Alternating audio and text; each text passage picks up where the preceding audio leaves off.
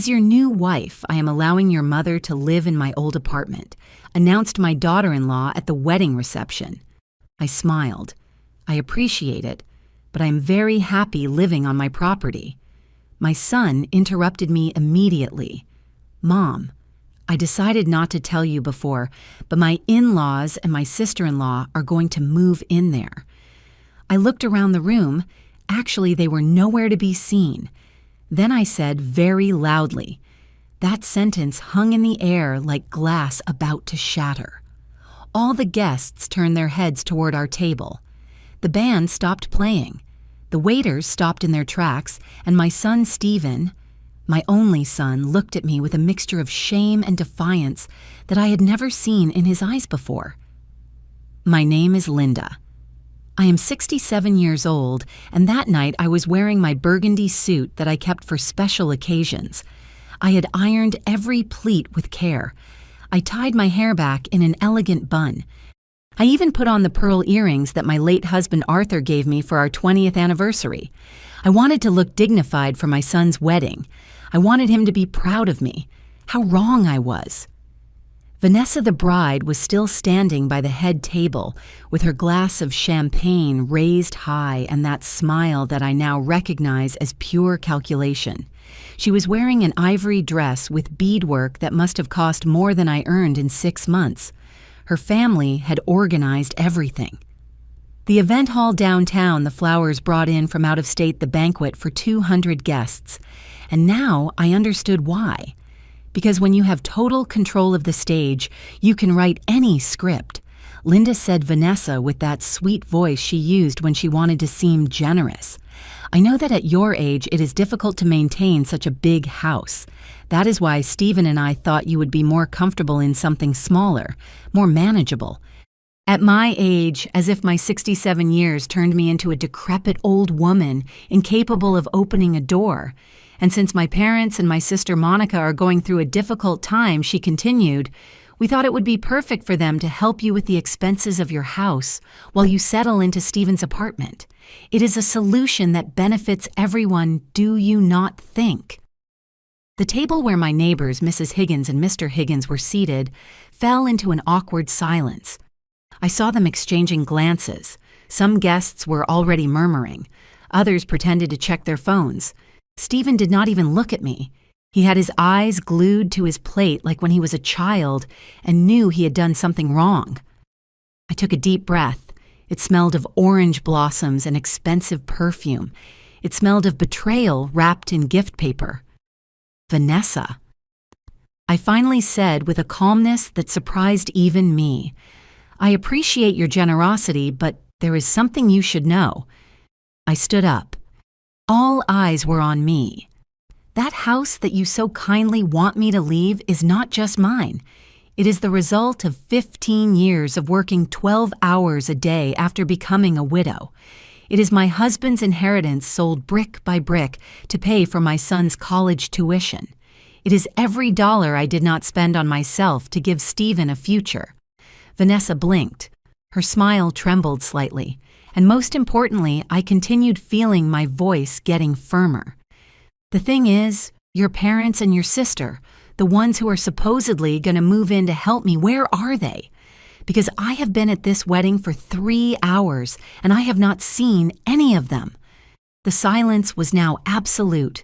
Stephen stood up abruptly. His chair screeched against the wooden floor. "Mom, please do not cause a scene," he whispered urgently. A scene I repeated. "Son, you two just publicly announced that you are going to strip me of my home and I am the one causing a scene." But the worst had not happened yet. If this story has already given you goosebumps, subscribe so you do not miss how it ends, because you will never see what is coming next. That night, I did not sleep. I sat in the living room of my house, the same house they now wanted to snatch from me, looking at the photographs hanging on the walls. Arthur and I on our wedding day. Stephen at just 3 years old covered in flour in the kitchen. Our business, Arthur's Hardware, with its freshly painted green sign. 15 years had passed since Arthur died. 15 years since that early morning when a heart attack took him, while he slept beside me. He was only 52 years old. Stephen had just turned 18. I remember the smell of disinfectant in the hospital, the sound of my own sobs, the cold hand of my husband in mine. And I also remember the terrified look on Stephen's face when I told him his dad would not be coming home. I had to be strong. I had no choice. The hardware store had been Arthur's dream. He opened it with his own hands, brick by brick, shelf by shelf. In the good times, we had 3 employees. We sold everything: cement, rods, tools, paint. The contractors in the neighborhood knew us by name. Arthur whistled while serving customers. I kept the accounts in a hardcover notebook. After his death, I tried to keep it running. For 6 months, I got up at 5 in the morning to open the store. I carried bags of cement that hurt my back. I learned about wire gauges and types of nails. But it was not the same. Suppliers started raising prices. The competition from the big chains was drowning us little by little. One afternoon, while closing the metal shutter, I realized I was losing money every month. And Stephen had just received his acceptance letter to the State University to study civil engineering. Tuition was $25,000 a semester, 4 years, 8 semesters, $200,000 just in tuition, not counting books, materials, transportation. That night was no different from this one. I did not sleep either. I ran the numbers over and over again in that same hardcover notebook where Arthur recorded sales. The next day, I hired an appraiser. An older man with thick glasses checked every corner of the hardware store. The inventory, the location, the lease, the clientele. $150,000, he said finally. "It is a noble business, Mrs. Miller. I am sorry you have to sell it," and I sold it. I signed the papers with a trembling hand. I watched as they dismantled the green sign. I packed the memories in cardboard boxes. With that money, I did 3 things. I paid for Stephen's full 4 years of college in advance. I bought the house where I live now, a property in the suburbs that cost $400,000. And with what was left, I bought a 2-bedroom condo downtown for $150,000, which I put in Stephen's name. "It is your inheritance, my son," I told him when he turned 21. "For when you get married, so you have a place to start." He hugged me. He told me I was the best mother in the world. He promised he would never let me down. But promises, I discovered later, weigh less than air when there is a beautiful woman whispering in your ear. I was left with just $20,000 in savings. I looked for work as a freelance bookkeeper. I had studied accounting before getting married, although I never practiced formally. I started keeping the books for small businesses in the neighborhood, a dry cleaner to stationery stores, a coffee shop. I earned enough for my expenses without touching my savings. I never asked Stephen for anything. Not a dollar, not a favor. I wanted him to fly free to build his life without the weight of guilt or obligation. But now, sitting in my living room at 3 in the morning with my party outfit still on and my makeup smeared by tears, I wondered if I had not made the biggest mistake of my life. Because by giving him everything without asking for anything in return, maybe I taught him that my love had no price. And what has no price, anyone can trample on. The first time Stephen told me about Vanessa was a Sunday. He came to eat with that nervous smile he had when he wanted to tell me something important. He brought flowers, something he had not done since he was a teenager, Mom. I met someone, he said, while I served the pot roast he liked so much. That was 2 years ago. Stephen was 33, working at a major construction firm and earning well. He had had girlfriends before, but none had made him like this, with bright eyes, restless hands, that energy of someone who has just discovered something wonderful. Her name is Vanessa. She is a business administrator. I met her at a conference on urban development. 3 weeks later, he introduced her to me. I remember she arrived in high heels that clicked against the floor of my house. She wore sunglasses even though we were indoors. Her purse cost more than my refrigerator. She greeted me with 2 air kisses, the kind that do not really touch your cheek. "Mrs. Linda? "What a house so cozy," she said, looking around with a smile that did not reach her eyes. Cozy, that word people use when they do not want to say small or modest. During the meal, she spoke mainly about herself, about her work in the family business, about her trips to Miami and Vegas, about her dad, who had been an important businessman. All in the past tense, I noticed, but I did not give it importance then. "Stephen told me you were widowed very young," she said suddenly, looking at me with something that looked like pity. "It must have been very hard to raise a son alone." "It was," I replied, "but it was worth every sacrifice." Of course, although now you can rest right, Stephen is a grown man now. It sounded reasonable, even kind, but there was something in her tone that made me uncomfortable, as if she were measuring, calculating, planning. The visits became more frequent, and with each one, Vanessa dropped little comments like poisoned seeds planted with care. "This house is huge for one person. Do you not feel lonely sometimes? I have seen beautiful condos for people your age, Linda modern, with elevators without so many stairs to take care of. Have you not thought about selling? With what this property is worth, you could live peacefully the rest of your life without worries." And the worst part, she always said it in front of Stephen, always with that sweet, worried voice, as if she really cared about my well-being. At first, my son interrupted her. "Vanessa, my mom is fine where she is." But little by little, he started staying silent, then nodding, then repeating the same phrases. One day, he came alone to visit me. It was a year ago, just 6 months after starting his relationship with Vanessa. "Mom, I have been thinking," he said nervously, stirring his coffee. "This house really is too big for you, and the maintenance must be expensive. The stairs, the garden. Stephen, I have been taking care of this house for 15 years. I like my garden. I like having space. I know, I am just saying, well, you have the condo. It is more practical. And you could rent this house, have extra income." Vanessa was not present, but it was as if she were sitting between us, whispering from his lips. "Is this your idea or Vanessa's?" I asked directly. He turned red. "It is a conversation we had, yes. But it makes sense, Mom. Think about it." I did not mention the subject again, but I started to observe, to pay attention. I noticed how Vanessa touched Stephen's arm every time I said something. A gentle touch, almost imperceptible, but constant, like a reminder. I noticed how she diverted conversations when I talked about my plans, about the improvements I wanted to make to the house, about my bougainvillea garden. I noticed how she always found a way to mention how complicated my life was, how tired I must be, how lonely I lived. One afternoon while she was in the bathroom, I checked Stephen's phone, which he had left on the table. Yes, I did it, and I do not regret it. I saw messages from Vanessa. "Your mom is stubborn, but she is going to give in. Just keep insisting. That house is worth a fortune, babe. Think about our future. My parents really need a place. And your mom has options." I closed the phone with trembling hands, but I said nothing, because I knew that if I confronted Stephen, he would defend Vanessa, because that is how these manipulations work. They slowly isolate you from those who could open your eyes. So I waited, I observed, and I prepared for the blow I knew would come.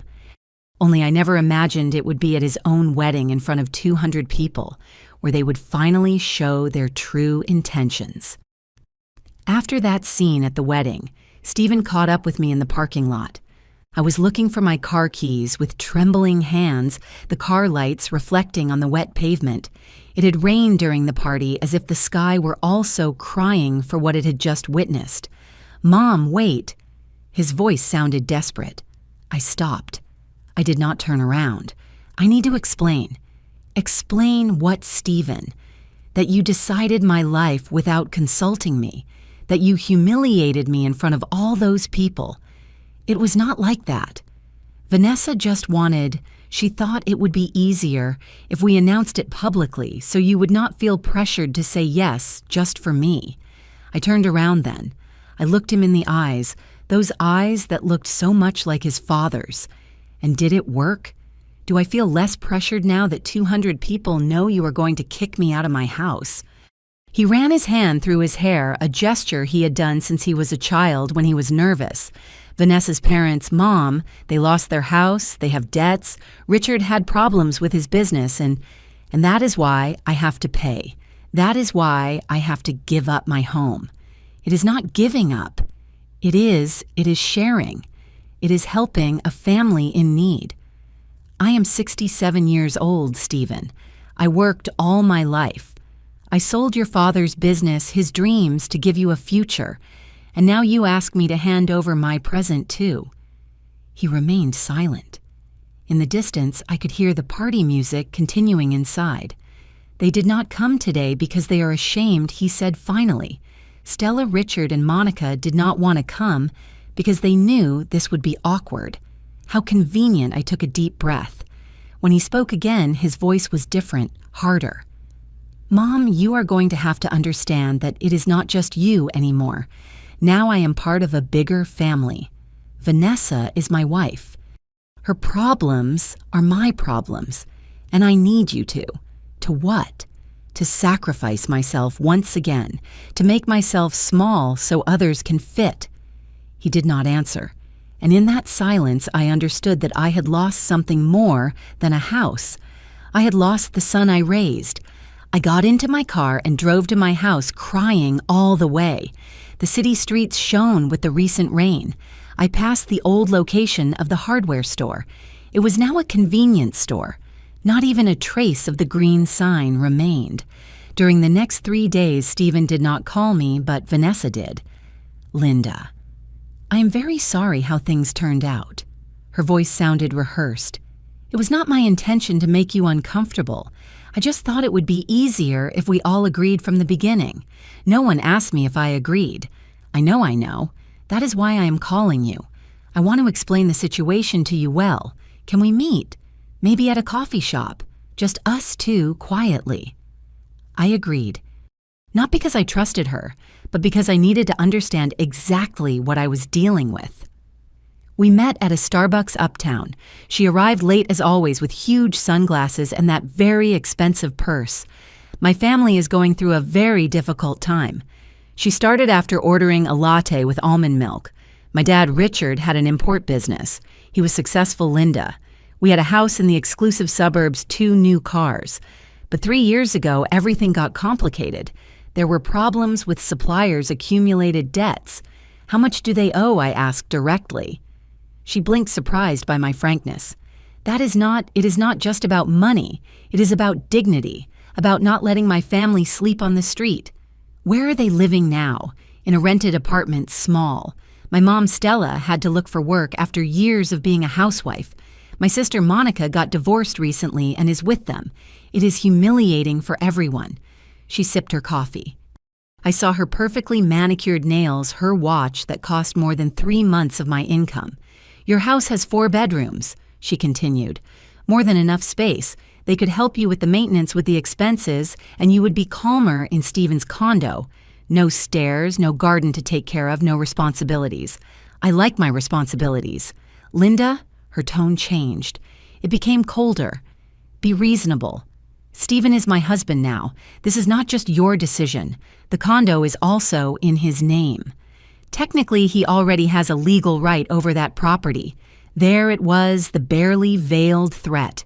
Are you telling me you are going to force me? I am saying it would be much easier if you cooperated. For everyone. Especially for your relationship with your son. I left that coffee shop feeling a chill that had nothing to do with the air conditioning. That night, I hired a private investigator, a man recommended by Mr. Higgins, my neighbor. His name was Ernest Miller. He had a modest office downtown. I need to know everything about the Torres family, I told him. Richard, Stella, and Monica, their debts, their past, everything. He charged me $1,000 up front. It was worth every penny. What he discovered froze my blood. The report arrived a week later, 30 pages that I read sitting in my kitchen with a cup of coffee that got cold without me taking a single sip. Richard Torres had not lost his business due to problems with suppliers. He lost it because he gambled. Casinos, online poker sports, betting. He owed $40,000 to loan sharks. One of them with connections I preferred not to investigate further. Stella Torres had been fired from her last job at a boutique for petty theft. Small things at first, a scarf, some earrings, then larger amounts. The owner did not press charges out of pity, but fired her without a recommendation. And Monica. Monica was perhaps the worst. She had a history of real estate fraud. She convinced 3 elderly people to invest in properties that never existed. One of the victims was a 72-year-old widow who lost her life savings, $15,000. I closed the folder with trembling hands. This was the family they wanted to put in my house. These were the needy poor for whom I had to sacrifice myself. I called Stephen that same night. I need to talk to you now. Mom, it is 10 at night. Now Stephen. He arrived an hour later, alone. Vanessa had stayed in the apartment they now shared, the one I had bought thinking of his future, not his prison. I showed him the report. I saw his face change color with every page. This has to be a mistake. Ernest Miller is the best investigator in the area. Everything is documented. Invoices, complaints, testimonies. He slumped onto the sofa. The same sofa where I read him stories when he was a child. Vanessa did not know, are you sure, or did you just not want to know? He remained silent. Stephen, these people have serious problems, debts with dangerous people, criminal records, and you want to put them in my house. In the house I bought with the money from your father's business. They are my wife's family, and I am your mother. Does that mean nothing anymore? He stood up abruptly. I knew you would do this. Vanessa warned me that you would try to sabotage our marriage. I froze. Excuse me. You have always been controlling, Mom. You have never liked any of my girlfriends, and now that I finally found someone with whom I want to build a future, you do everything possible to ruin it. Stephen, no, let me finish. I am tired of feeling guilty. Yes, you made sacrifices. Yes, you paid for my college. But that does not give you the right to decide how I live my life. I am only showing you the truth, your truth. The truth according to Linda Miller, who always knows more, who is always right. His voice trembled with rage. Vanessa loves me. She chose me. And if you cannot accept that, then you are the problem. He left, slamming the door. The sound resonated throughout the empty house. For the next few days, the silence was absolute. Stephen did not answer my calls. My messages were left on read. But Vanessa did do something much worse than silence. She started posting on social media, stories on Instagram with messages like, when your mother-in-law prefers an empty house rather than helping her own family, posts on Facebook, reflection. How far does the selfishness go of a mother who has everything and does not want to share anything? She never mentioned my name, but our mutual acquaintances knew exactly who she was talking about. The comments were divided. Some defended her. How sad when old people become bitter. I also had a selfish mother-in-law. I understand you perfectly. Others defended me, but they were fewer, because Vanessa's narrative was simpler, easier to digest. Young and kind woman versus cruel mother-in-law who does not want to help. Mrs. Higgins, my neighbor of a lifetime, came over one afternoon with sweet bread. Do not pay attention to them, Linda. People talk because they do not know, but they did know, or at least some knew. I received calls from distant relatives' cousins I had not seen in years, all with the same message.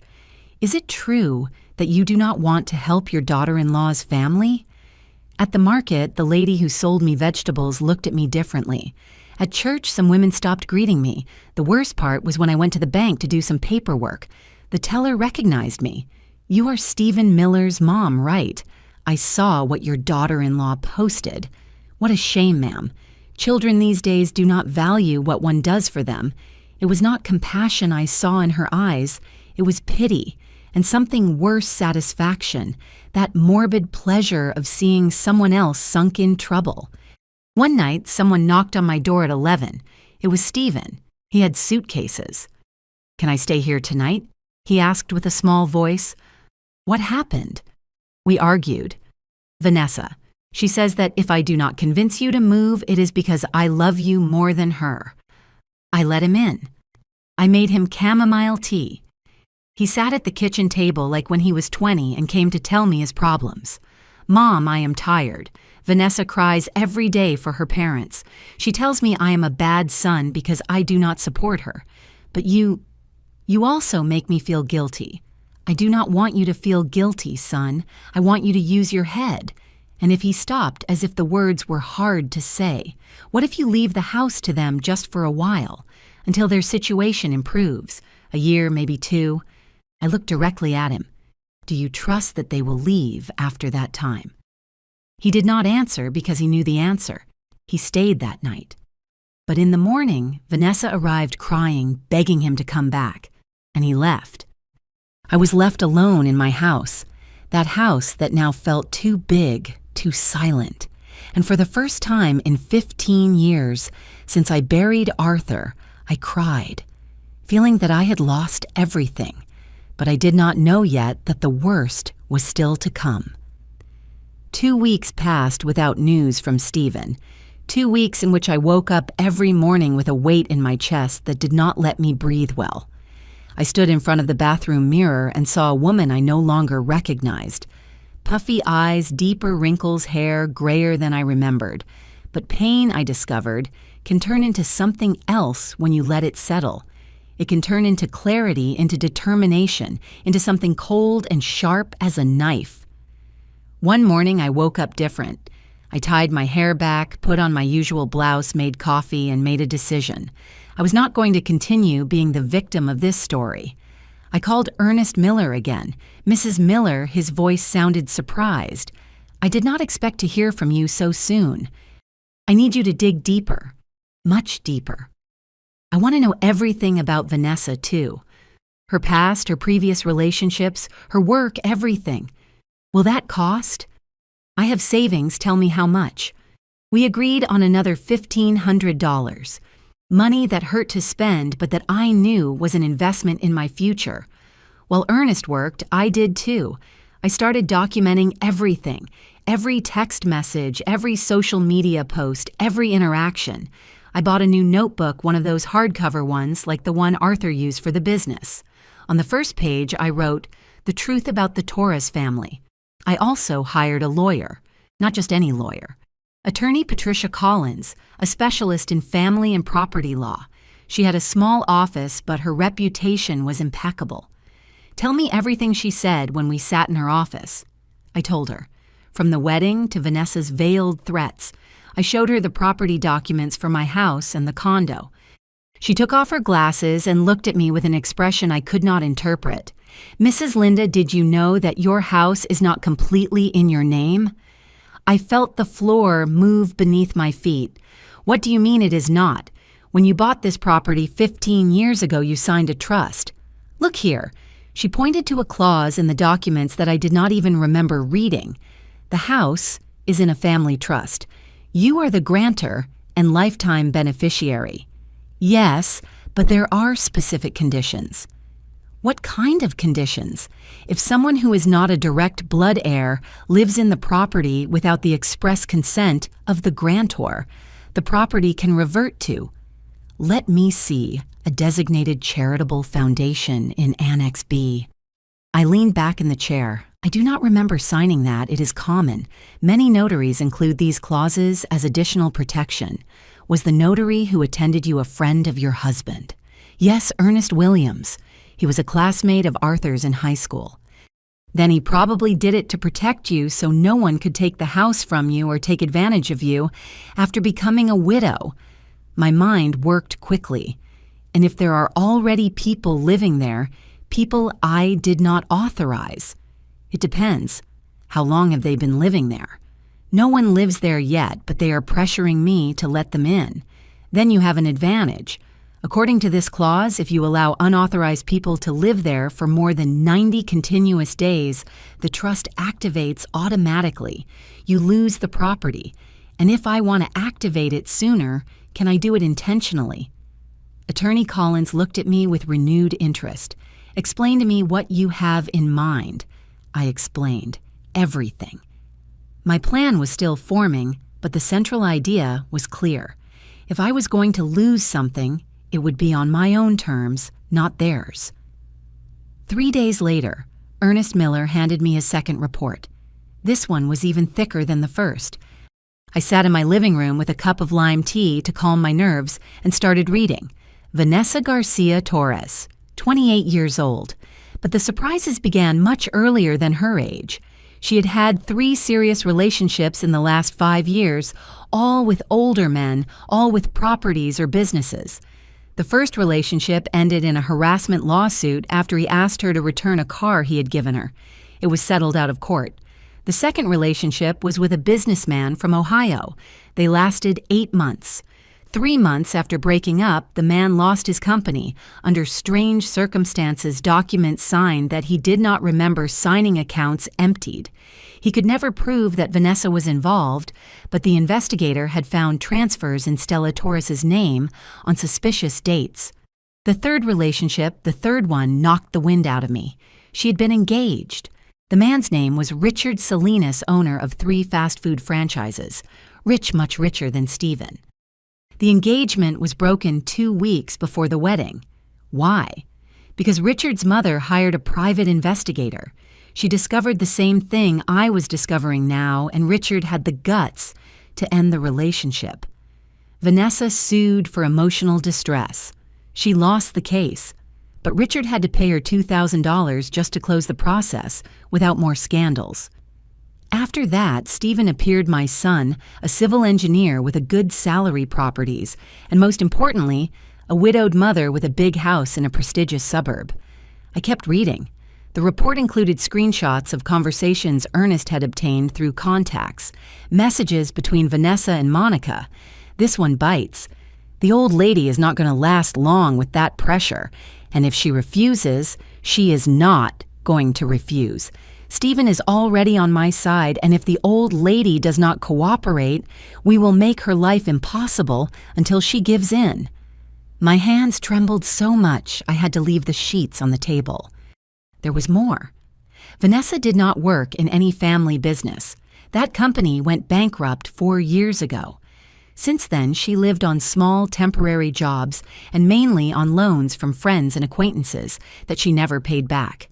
Her business administration degree was real, but she had been suspended from her last job for embezzlement of funds. Small amounts, but enough to get her fired without a recommendation. The entire Torres family was a walking scam, and my son had married the ringleader. That night, I did not sleep. I stayed sitting in my kitchen with all the pages of the report spread out in front of me like pieces of a macabre puzzle. But now I knew the truth. And the truth, however painful, gave me power. The phone rang at 2 a.m. It was Stephen. Mom. His voice sounded strange. I need to tell you something. What happened? I signed a lease for your house. Vanessa told me that you had already accepted moving out and that it was only missing formalizing the agreement with her parents. I signed as a guarantor because the condo is in my name. I remained silent. A long, heavy silence. Mom, when did you sign that? 3 days ago. But today I saw the full contract, and Mom, it says her parents can live there indefinitely, and that if you do not vacate in 30 days, they can start a legal process. I closed my eyes. I took a deep breath. I see. I am sorry. I thought Vanessa told me. I know what she told you. And I know what you signed. What am I going to do? You already made your choice, Stephen. Now I am going to make mine. I hung up before he could answer. I poured myself a glass of the brandy I kept for special occasions. Arthur had bought it to celebrate our 25th anniversary. We never reached that anniversary. I drank slowly, feeling the liquid burn my throat. And then, with the clarity that only comes in the darkest moments, I knew exactly what I had to do. I gave them exactly what they wanted, or at least that is what they thought. 3 days after that late-night call, I invited Stephen and Vanessa to my house. I made coffee and bought pastries from the bakery on the corner as I did when Stephen was a child. Vanessa arrived with a smile that did not reach her eyes. Stephen did not look directly at me. "Thanks for having us, Linda," she said, settling onto my sofa as if it were already hers. "I know things got tense, but in the end, family is family, right?" I smiled, a tired, defeated smile, the smile they wanted to see. "You are right. I have been thinking a lot these days." I poured the coffee with a slightly trembling hand, a detail that did not go unnoticed. I am not young anymore. This house is too much for me alone. I saw how Vanessa straightened up, how her eyes shone with anticipated victory. "Stephen's condo is more practical," I continued. "No stairs, no garden to maintain. And if Vanessa's family really needs help..." Mom Stephen sounded relieved, almost guilty. "I just need time to organize my things," I said softly. 15 years here. Many memories to pack. "Of course," Vanessa replied quickly. "Take the time you need, 2 weeks a month."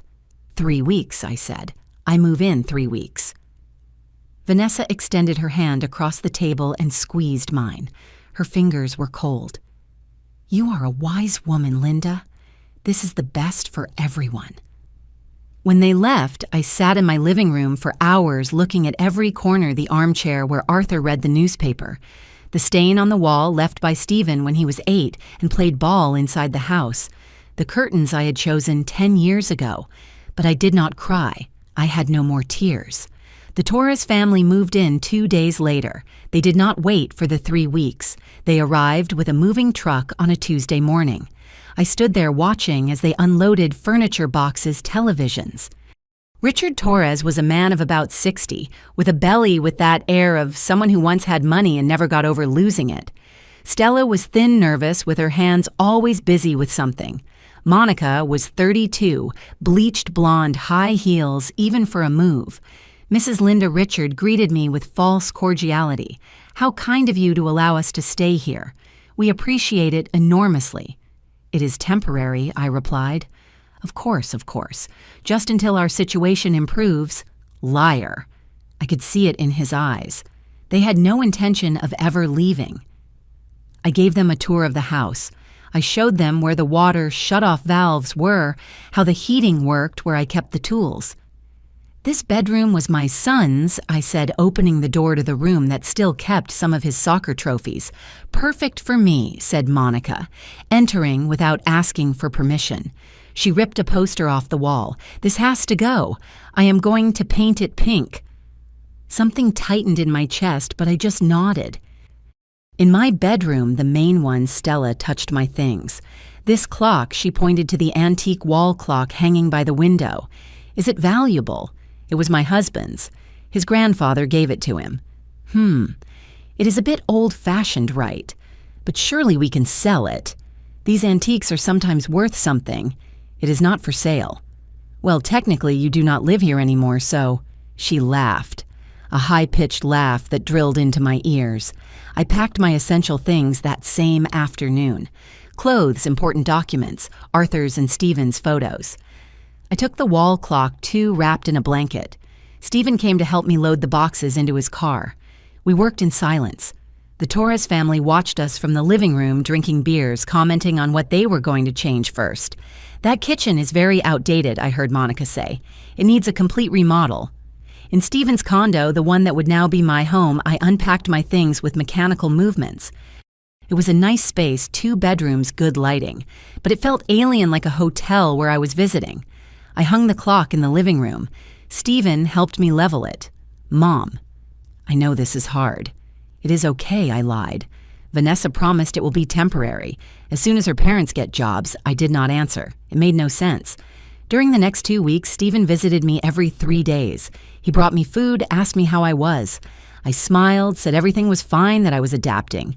But I called my house, my old house, just to hear who answered. The first time, Monica answered. "Hello." Her voice sounded impatient. I hung up without saying anything. The second time, Richard answered. "Torres residence," he said with pride. "Torres residence in the house I bought with the money from my dead husband's business." I hung up with trembling hands. I started driving down my old street just to see like someone visiting a grave. One afternoon, I saw something that froze my blood.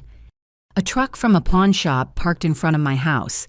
2 men were taking out furniture, my mahogany bookcase, the dining room table where we celebrated 20 of Stephen's birthdays, the chairs Arthur had varnished himself. I called Stephen immediately. They are selling my furniture. What? No, there must be a mistake. I am here. I see them. They are taking everything out. I heard him confronting Vanessa, muffled voices. Then he came back to the phone. Vanessa says her parents needed money urgently, that you said they could dispose of what you did not take. I never said that. Mom, they are just things. Old furniture. They were your father's things. Long silence. I am sorry, but I cannot do anything anymore. They already took them. That night, I received a call from Mrs. Higgins, my former neighbor. Linda, I need to tell you something. That family, they are destroying your garden. They tore out all your bougainvilleas. They say they are going to make a modern terrace. The bougainvilleas I had planted 12 years ago, that I watered every morning, that I pruned with my own hands. I also saw they sold your wall clock, Mrs. Higgins continued. The one that was in the living room. I saw it in a Facebook post. They sold it for $700. That clock was in my bedroom. I took it. Then they had another one just like it because it was definitely yours. It had the inscription on the back right, "For Arthur with eternal love." My breath cut short. They had entered the condo. They had stolen the clock while I was not there. I called Stephen. He did not answer. I texted him. He left me on read. I called Vanessa. She did answer. Linda. I do not know what you are talking about. My mom found that clock in a closet in the house. She thought you had left it because you did not want it. Liar. I took it. You people entered my apartment. Be careful what you accuse. You have no proof. And honestly, at your age, it is normal to forget where you leave things. She hung up. I sat on the floor of my borrowed apartment surrounded by half-unpacked boxes, and for the first time I truly understood what kind of people I was dealing with. They were not just opportunists. They were predators. But I could be one too.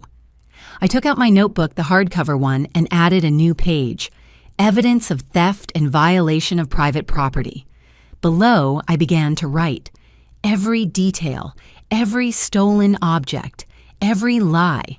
The trap was ready.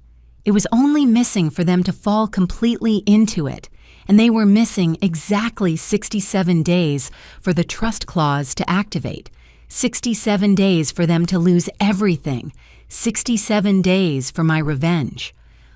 On day 75, after the Torres family moved into my house, I called Attorney Collins. It is time, I said simply. Are you sure? Once we start this, there is no turning back. Completely sure. We met at her office that same afternoon. I brought my notebook, all the evidence I had collected, the photographs Mrs. Higgins had sent me, screenshots of the posts where they sold my belongings. It has been more than 90 days, explained the attorney, reviewing her notes. According to the trust clause, by allowing unauthorized people to live on the property for more than 90 consecutive days, you have violated the terms of the contract. But I did not authorize them. They imposed themselves. Legally, by moving out and giving them the keys, it is considered implicit authorization. However, she looked at me over her glasses. There is an additional clause that you probably never read completely. She opened the trust document to a page marked with yellow flags. It says here, in case of violation of the terms by coercion or verifiable fraud toward the grantor may request the immediate activation of the trust with transfer of the property to the designated charitable foundation, retaining the right of lifetime residence if desired. I do not understand. It means that if you can prove they forced you to leave your house through deceit or manipulation, you can activate the trust intentionally. The property passes to the foundation. The Torres family has no right over it, and you can choose if you want to continue living there as a lifetime beneficiary. I felt something expand in my chest. Hope. Power. And can I prove it? With what you showed me today, yes, the lease your son signed without your consent, the threatening text messages, the unauthorized sales of your personal property, the theft of the clock, all this constitutes coercion and fraud. How long will it take? If we file today, and considering we have solid documentation, we could have a resolution in 3 weeks, maybe 4. Do it. That night, I said nothing to Stephen, not even when he came with Chinese food and asked me how I was. I ate my chow mein in silence, nodded at the appropriate moments, let him talk about his work.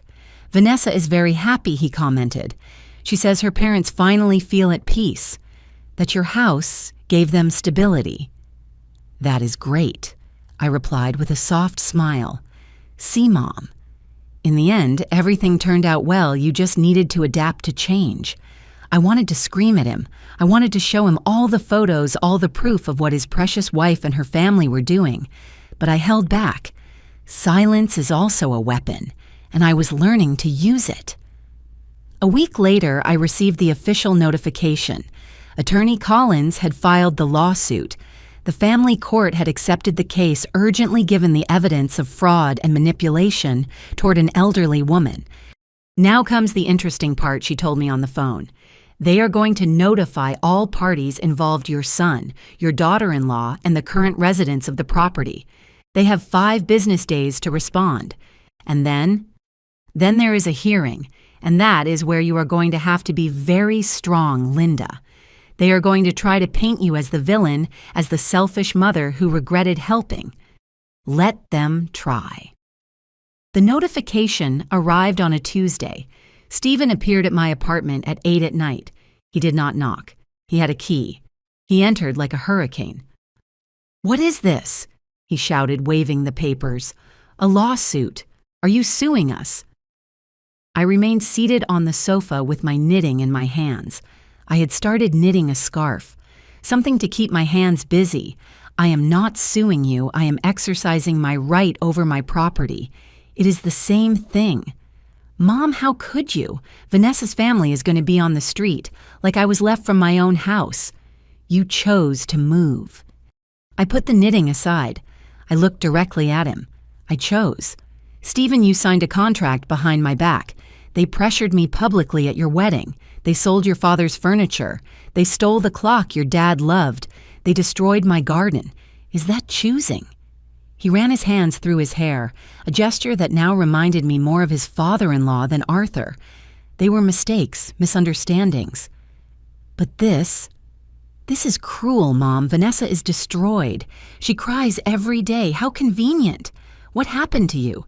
You are not the woman who raised me. The mom I knew would never be so vengeful. I stood up. I had to look up to look him in the eye, but my voice did not tremble. The mom you knew died the day you chose a woman you barely knew over the woman who sacrificed everything for you. The mom you knew stayed buried under 15 years of sacrifice that you trampled on in 3 months of marriage. Mom. The hearing is in 2 weeks. I present all my evidence there. The judge will decide. And Steve and I paused. I suggest you get a good lawyer, because the charges for theft of personal property and illegal sale of other people's goods are also in the file. He went pale. Are you going to put us in jail? Not me. The law will if they find those who sold your father's clock, my furniture, and everything else guilty. He left without saying more. The door closed with a thud. I sat down again. My hands were trembling, but not from fear, from adrenaline, from recovered power. That night, Vanessa called me. Her voice was no longer sweet. It was pure poison. You miserable old woman, do you think you are going to win? I have lawyers, good lawyers, and I am going to drag your name through the mud. When I finish with you, no one in this city is going to want to see you. Try it, I replied calmly. But I suggest you better use that lawyer money to look for where you and your family are going to live in 3 weeks. Stephen is going to choose me. You know that, right? He is going to abandon you. You are going to die alone, bitter with no one. Maybe, but I am going to die in my house. Or at least, knowing I did the right thing. I hung up. The next 2 weeks were hell. Vanessa carried out her threat. She posted on all her social media. She painted me as the mother-in-law from hell, a cruel woman who was evicting a vulnerable family. I received hate messages, anonymous calls. Someone scratched my car with the words, "selfish old woman." But I also received other calls. From Monica's previous victims, from Vanessa's ex-fiancé Richard, who offered to testify on my behalf, from neighbors who had seen how the Torres family destroyed my property. Attorney Collins organized everything meticulously, every piece of evidence, every testimony, every document. "We are going to win," she told me the night before the hearing, "but prepare yourself, tomorrow is going to be difficult. I am ready," and I was. After 75 days of feeling trampled, humiliated, invisible, I was finally ready to roar. The day of the hearing, I woke up before dawn. I put on my gray suit, the same one I used when I handled important accounting. I combed my hair carefully. I painted my lips a discreet red. I wanted to look like what I was, a 67-year-old woman who knew exactly what she was worth. Attorney Collins picked me up at 7:30. Nervous, she asked as she drove to the courthouse. "Calm," I replied. And it was true. I had been through too much to be afraid now. The courtroom was smaller than I imagined. Beige walls, dark wood desks, the national seal hanging behind the judge's bench. It smelled of old paper and disinfectant. The Torres family was already there. Richard in a suit that was tight on his belly, Stella in a black dress as if she were going to a funeral, Monica with heels too high and makeup too heavy, and Vanessa. Vanessa wore a simple cream dress, no jewelry, with her hair tied back in a ponytail, the perfect image of humility. Stephen was sitting next to her. He did not look at me when I entered. The judge was a man of about 50 with thick glasses and a serious expression. His name was Hector Ramirez, according to the plaque on his desk. "Good morning," he said when we were all seated. "We are here for the case of Linda Miller, widow of Miller, against the Torres Garcia family regarding the property located at—" He read the full address of my house, my old house. "Attorney Collins, you may proceed with your opening." Patricia stood up. She carried a brown briefcase full of documents. "Your Honor, I come to represent Mrs. Linda Miller, a 67-year-old widow who has been a victim of coercion manipulation and fraud by her daughter-in-law and her family." She began to present the evidence, one by one, methodically. The lease Stephen signed without my consent. The screenshots of the posts where they sold my furniture. The testimonies from Mrs. Higgins about the destruction of my garden. The photographs of Arthur's clock being sold online. The Torres lawyer, a young man with too much gel in his hair, tried to object constantly. "Your Honor, Mrs. Miller voluntarily left the property. She signed documents handing over keys. I did not sign any document," I interrupted. The judge looked at me. "Mrs. Miller, please wait your turn to testify." "Sorry, Your Honor," Patricia continued. She presented the messages between Vanessa and Monica that the investigator had obtained. The ones where they called me old and planned to pressure me until I gave in. I saw Vanessa turn pale. "Your Honor," said her lawyer, "those private messages were obtained illegally. They were obtained by a licensed private investigator," Patricia replied. "Completely legal under the law when there is a founded suspicion of fraud." The judge took notes without expression. Then it was the Torres family's turn to defend themselves. Their lawyer called Vanessa to the stand first. "Ms. Torres, Mrs. Miller," she corrected with a soft voice. "Sorry, Mrs. Miller, can you explain to the judge how you came to live on your mother-in-law's property?" Vanessa wiped away a non-existent tear. "My family was going through a very difficult time, Your Honor. My father lost his business. We were about to be on the street. When Stephen and I got married, his mom, Linda, told us she would help us, that we could use her house while she moved to a smaller place."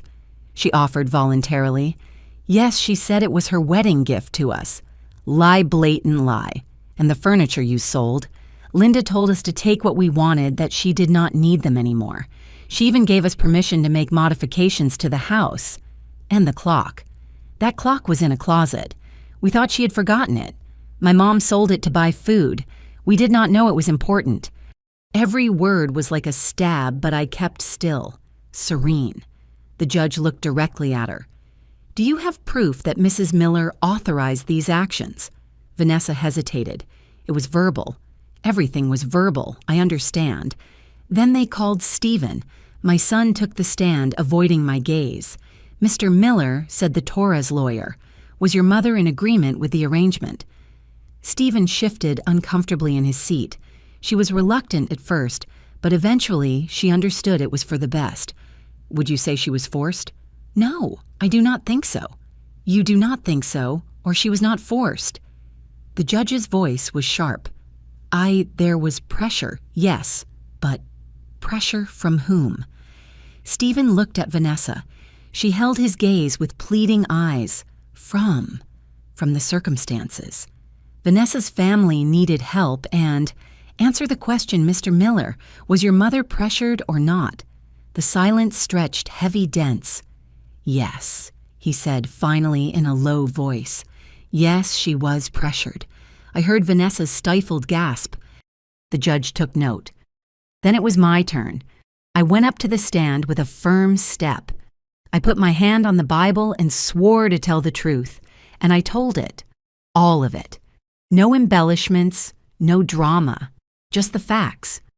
I told them about the announcement at the wedding, about the pressure messages, about the contract signed behind my back, about seeing my dead husband's memories being sold, about the uprooted bougainvilleas, about the stolen clock. Why did you not defend yourself sooner, Mrs. Miller, the judge asked. Because I was afraid of losing my son. I thought if I gave in, if I made myself small, he would come back to me. But I was wrong. When you give in to vultures, they do not leave you alone. They just go for more meat. Vanessa stood up. That is a lie. She is the manipulator here. She always has been. Order. The judge banged his gavel. Mrs. Miller, sit down or you will be removed from the courtroom. Patricia asked to speak. Your Honor, I would like to introduce an additional witness, Mr. Richard Salinas.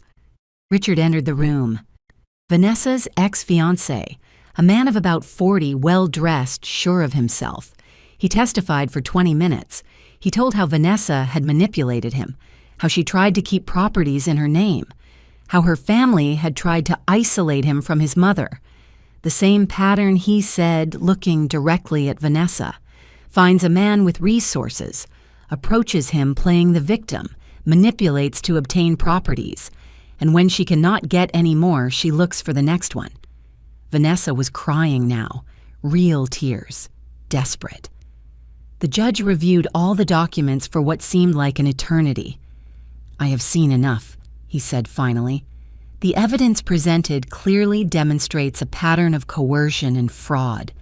Furthermore, according to the terms of the trust presented, the property was protected against exactly this type of situation. He looked at the Torres family. The Torres family has 72 hours to completely vacate the property located at, he read the address. Any property remaining after that deadline will be considered abandoned. Additionally, an investigation will be ordered for charges of illegal sale of someone else's property. No, screamed Stella. We have nowhere to go. You should have thought of that before destroying Mrs. Miller's heritage. Then he looked at me. Mrs. Miller, according to the terms of the trust, you have two options. Recover lifetime residence in the property or proceed with the transfer to the designated charitable foundation, which I see here as Foundation Widows in Hope. I took a deep breath. I choose the transfer to the foundation, Your Honor, on the condition that that house be used to temporarily house widows who have lost their homes due to unfair circumstances. Women like I almost was. The judge nodded with something that looked like approval. So it shall be done. This hearing is adjourned. When we left the room, Stephen caught up with me in the hallway. Mom, I did not know that Vanessa. Yes, you knew. You just did not want to see. Can you forgive me?" I looked at him. My son. The child I carried in my arms. The young man I applauded at his graduation. The man who chose a stranger over me. Someday, maybe. But not today, Stephen. Today I need to heal. I walked away without looking back. Vanessa was leaning against the wall, sobbing. Richard was shouting obscenities. Stella was crying. Monica was already on the phone, probably looking for where to hide from the charges that would come. But I walked down that hallway with my head held high, because for the first time in months, I breathed freely. 72 hours later, I returned to my house. Attorney Collins accompanied me along with a court officer and 2 witnesses. The Torres family had already taken their things. They left the house like a battlefield. Scratched walls, dirty floors, trash accumulated in the corners. They even tore down the curtains. The garden was a wasteland of overturned earth where my bougainvilleas used to grow. I walked through every room feeling a mixture of sadness and liberation. In the kitchen, someone had burned the linoleum floor. In my old bedroom, they had painted the walls a shocking pink. The master bathroom had a broken mirror, but it was still my house. "I am sorry, Mrs. Miller," said the officer.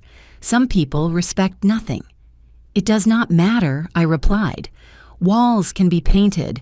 Floors can be repaired. Stolen dignity is harder to recover, and I already recovered mine." I spent the next few days cleaning. Mrs. Higgins came to help me. Mr. Higgins brought tools to fix what could be fixed. Other neighbors, those who had always supported me, arrived with brooms, buckets, paint. "This is incredible," Linda said, Mrs. Higgins, while we scrubbed the kitchen floor. "What you did defending your house like that." I had no choice. Either I defended myself or I sank. "And your son? Have you heard from him?" I shook my head. "Nothing since the hearing. He will come back. Children always come back when their eyes are opened. I was not sure I wanted him back. Not yet." A week later, I received a call from the Foundation Widows in Hope. The director, a woman named Grace, wanted to meet with me. We met at a cafe downtown. "Mrs. Miller," she began with a warm smile. "First of all, let me tell you that what you did is extraordinary. That house can house up to 6 women at the same time. With the proper repairs, it will be a shelter for those who need it most. And me, I asked. The judge said I had lifetime residence if I wanted it. Yes, you could live there as an administrator, help coordinate the shelter. Or if you prefer, we can designate someone else and you would just visit whenever you wanted." I thought about it. I thought about living surrounded by women who had lost everything like I almost lost. About turning my pain into purpose. "I want to participate," I said. "Not as a full-time administrator. I am too old for that.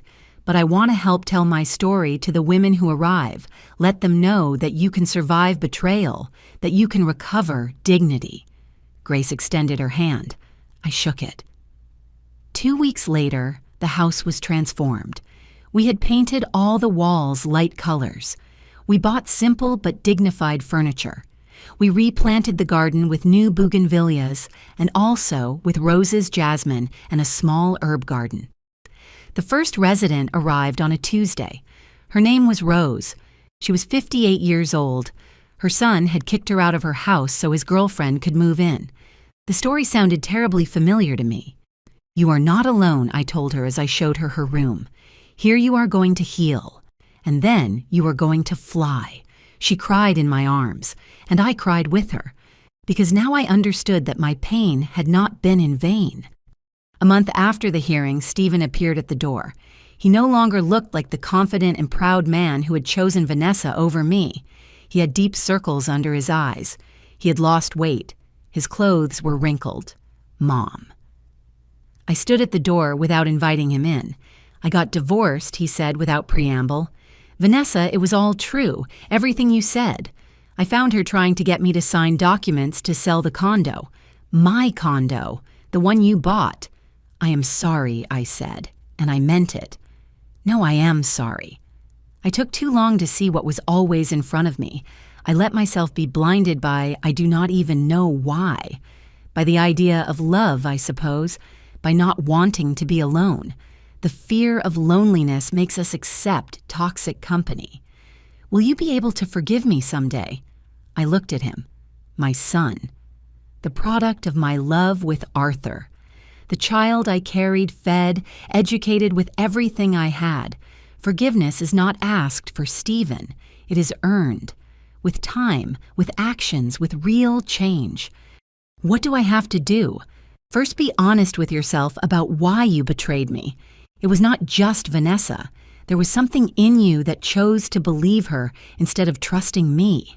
He nodded with moist eyes. Second, rebuild your life with integrity. Not to impress me, but because that is what your father would have wanted. And third, understand that our relationship changed.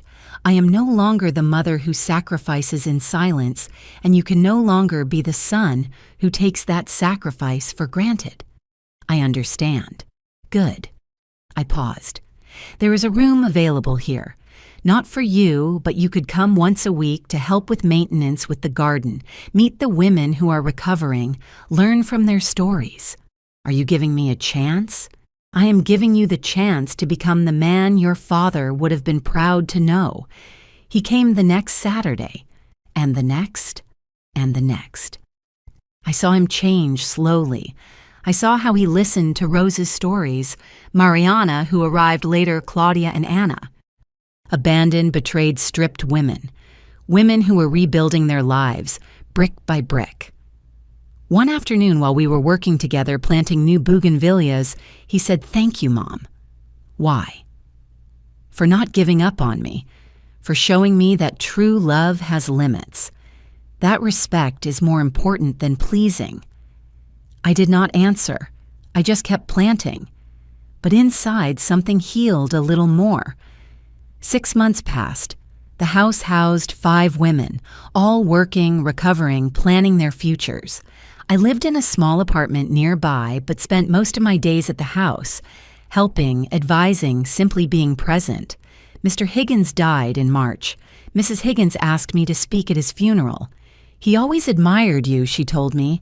He said you were the bravest woman he knew. At the funeral, surrounded by people I had known all my life, I spoke about Mr. Higgins, but also about courage, about the difference between the courage that shouts and the courage that stands firm in silence until the exact moment to act. Stephen was there. Since the hearing, he had become someone different, more humble, more aware. He worked hard to rebuild his life. He had sold the condo and bought a smaller one. He donated half the money to the foundation. "It is the least I can do," he said when I asked him why. "You are not doing it for me," I reminded him. "You are doing it because it is the right thing." I never heard from Vanessa again. Someone told me she moved to another city, that she had found another man with money, that the pattern continued. The Torres family faced charges for the illegal sale of my goods. Richard ended up paying a considerable fine. Monica finally went to prison for the previous frauds that had been documented. Stella simply disappeared. I did not feel joy for their misfortune, but I did not feel pity either. I felt nothing, and that was liberating. 1 year after the hearing, on a warm October afternoon, I was sitting in the garden of the house.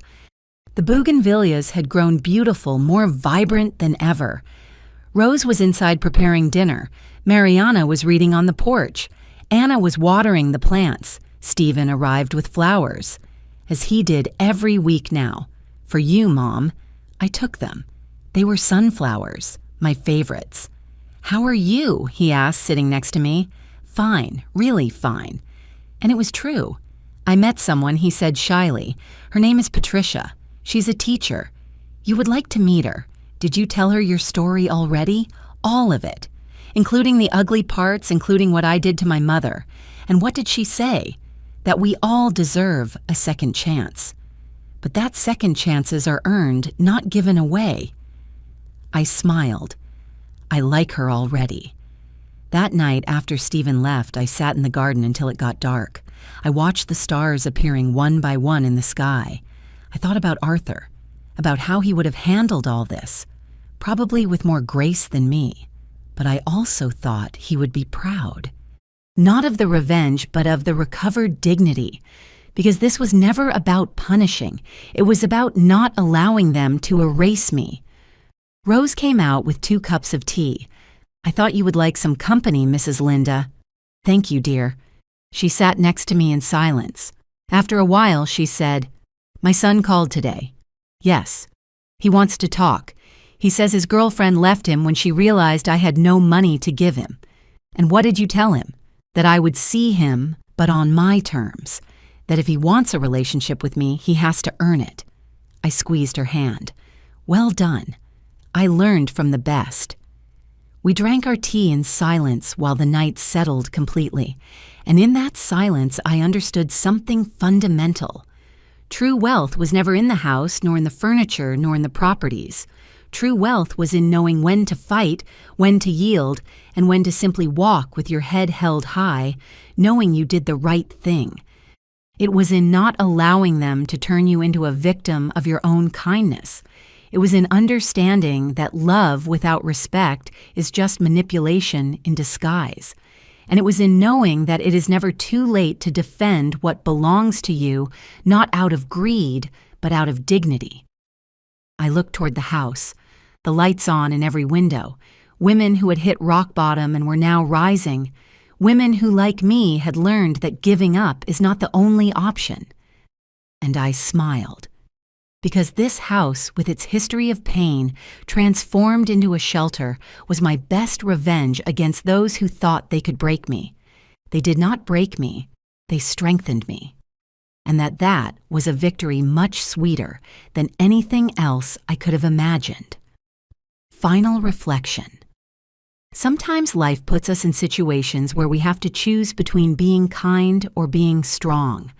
I learned that the most powerful women are those who know how to be both, but never at the cost of their own dignity. If my story touched your heart, if you have ever felt invisible in your own life, if you have sacrificed so much that you forgot that you also matter, then write in the comments where you are joining us from. Tell me your story. Because we all have one, and we all deserve to be heard. Hit like if you believe that respect is earned, not begged for. And subscribe to continue sharing stories of women who refuse to be erased from their own lives. Because in the end, the true inheritance is not houses or money, it is the dignity with which we face storms. And that no one can take away from you. The end.